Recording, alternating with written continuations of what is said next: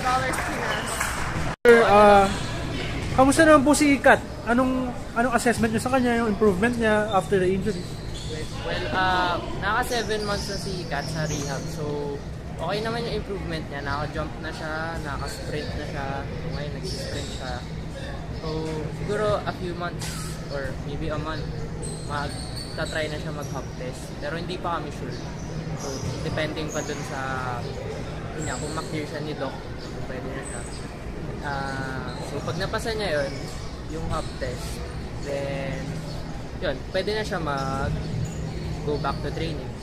Then, after siguro ilang months, pwede na siya maglaro ulit. Yung coach, short introduction mo sa'yo. Ano pang name mo, ganun? Ako pala si Coach Bogs. So, ako yung strength and conditioning ng Ateneo Men's Volleyball.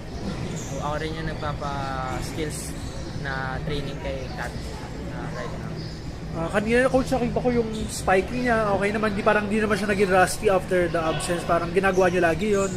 Well, syempre, a bit rusty. Pero as of now, binabalik lang namin yung confidence niya. Naka-jump, naka-block, naka-side step.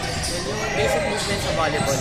Kasi syempre, medyo awkward yung feeling niya kasi bagong opera siya. So yun, salamat coach. Okay naman. So ang projected comeback niya is next season na kaya or If ever, next season na kasi medyo patapos na yung season. If ever, next season. So ayun Kat, next season ready ka na ba or ano? Ang dami mo na palang test na underwent, okay ka naman daw sabi ni coach. Yung hop test na lang daw. Oh, yeah. But I don't know, it depends how next year goes also. Because it's still a long way. But So you never know.